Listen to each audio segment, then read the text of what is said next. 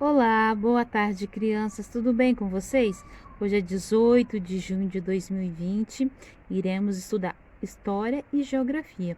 Em História, iremos estudar Brasil, Colônia e Quilombos. E em Geografia, iremos estudar Agricultura, Cidade e Campo. Então, crianças, essas atividades serão as últimas da folhinha, tudo bem? Semana que vem, iremos retornar às atividades da apostila. Então, vamos lá. Portugal não colonizou imediatamente o Brasil, pois estava mais preocupado com o comércio oriental, ou seja, o comércio oriental tinha muitos lucros. Primeira expedição explorada, 1501. Chefiada por Gaspar de Lemos, verificou que o Brasil não era a ilha. Mudou o nome para a Terra de Santa Cruz. Ele deu o nome a vários acidentes geográficos, Cabo de São Roque, Cabo Frio e etc. Descobriu a existência do pau-brasil, chamados pelos índios de Ibirapitanga, madeira vermelha em língua tupi. Segunda expedição explorada em 1503, enviada ao Brasil, comandada por Gonçalo Coelho, para tentar encontrar riquezas, no entanto, não conseguiu descobrir ouro ou metais preciosos. Expedições guarda-costas. Dom João III enviou em 1516 e em 1526 duas expedições guarda-costas, comandado por Cristóvão Jacques, para combater os franceses que contrabandeavam o pau-brasil. Expedição colonizadora. Em 1530, veio ao Brasil uma expedição chefiada por Martim Afonso de Souza. Ele deveria iniciar o processo de colonização no Brasil. Em Pernambuco, Martim Afonso de Souza aprisionou 3 navios franceses carregados de pau-brasil. No litoral paulista encontrou João Ramalho. Em 1532 fundou a vila de São Vicente, a primeira do Brasil, e iniciou a cultura da cana-de-açúcar. Em 1533, Martim Afonso de Souza voltou para Portugal. Crianças, de acordo com esse textinho que a tia Karina acabou de ler, vocês vão ler com bastante atenção para vocês marcarem a resposta certa, ok, crianças? Então, todas essas perguntas estão de acordo com o texto na página anterior, tudo bem? Então, faça com atenção para responder certo, tudo bem? Agora, em História, o Brasil Colônia, nós vamos falar um pouquinho sobre as capitanias hereditárias.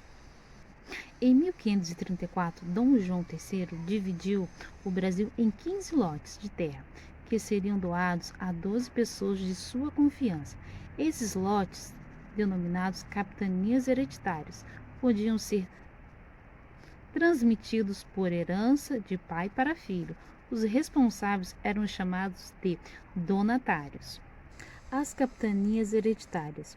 Os direitos dos donatários eram cobrar impostos e ficar com a parte deles, exercer a justiça estabelecida pelo rei e doar as terras a quem quisesse cultivá-las. Tinham como dever defender a capitania e pagar impostos ao rei. Vocês podem observar aqui ao lado tem um mapa do Brasil, né? E o nosso Brasil era cercado por lotes. Vocês imaginam o tamanho dos lotes que deveriam ser, né? De acordo com o que a tia Karina acabou de dizer sobre capitanias hereditárias, vocês vão escrever o que você entendeu sobre as capitanias hereditárias, tá bom? Faça com atenção, com capricho, tudo bem? Crianças, agora nós vamos falar sobre quilombo. Quilombo era um local de refúgio dos escravizados negros que viviam no Brasil. Os habitantes desses locais eram conhecidos como quilombolas. Os quilombos consistiam de agrupamentos de escravos fugidos de seus senhores no período colonial do Brasil. Os quilombos representavam uma das mais importantes formas de resistência à escravidão. Localizavam-se geralmente em áreas afastadas dos centros de colonização ou em locais de difícil acesso. Embrenhados nas matas virgens, os quilombos se transformaram em prósperas aldeias. Os quilombolas dedicavam-se à economia de subsistência e às vezes ao comércio. Diante do texto que nós acabamos de ler falando sobre quilombos, nós vamos responder essas 3 questões. Como eram chamados os habitantes dos quilombos? Como você definiria o quilombo? E onde geralmente localizavam-se os quilombos? Então, vocês vão ler com atenção essa informação, tá bom, criança? E vocês vão conseguir responder essas 3 questões, tá bom? E vou ressaltar sobre a economia de subsistência. O que é isso, crianças? É uma economia em que eles produziam a agricultura, artesanato. Eles faziam para quê? Para se manter, tá bom? Para eles comprarem sua comida, para eles poderem se manter, tá bom? Isso que é a economia de subsistência. É uma economia que eles produzem, que eles geram para manter o seu próprio sustento. Tudo bem? Agora, em geografia, nós vamos falar um pouquinho sobre agricultura. O que é agricultura? A agricultura é o trabalho de preparar a terra, plantar e colher. Isso chama-se agricultura. Os principais produtos agrícolas do Brasil são arroz, mandioca, soja, batata, café, feijão, laranja, tomate, milho e cana-de-açúcar. As pessoas que trabalham na terra chamam-se... Agora nós vamos descobrir como chamam-se essas pessoas, esses trabalhadores. Vocês podem observar que as letras estão todas embaralhadas. Vocês vão arrumar essas letras e vão descobrir como chamam-se esses trabalhadores. Tudo bem? E aqui embaixo está falando mais um pouquinho sobre agricultura.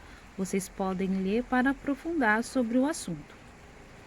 Nós também vamos falar um pouquinho sobre a cidade e o campo, zona urbana e zona rural. Observe as faixas e preencha os quadros abaixo com as suas respectivas faixas. Vocês podem observar que tem 2 faixas, zona rural e zona urbana. O que é zona rural? Zona rural, podemos observar no desenho que são casas afastadas, que está próximo da natureza, né, crianças? E podemos observar também zona urbana. As casas são uma próxima das outras, tem prédios, tem indústrias. Então, crianças, são bem diferentes uma das outras. Então, vocês vão colocar caminhos de terra. Pertence à zona rural ou zona urbana? Indústria. Onde se localiza a indústria? É na zona rural, que é no campo, ou na zona urbana, que é na cidade? Gado. É zona rural ou zona urbana? E vocês vão ler as outras, tá bom, crianças? Muitas escolas, pouco barulho, plantação e assim por diante. Vocês vão separar o que é a zona rural e o que é a zona urbana.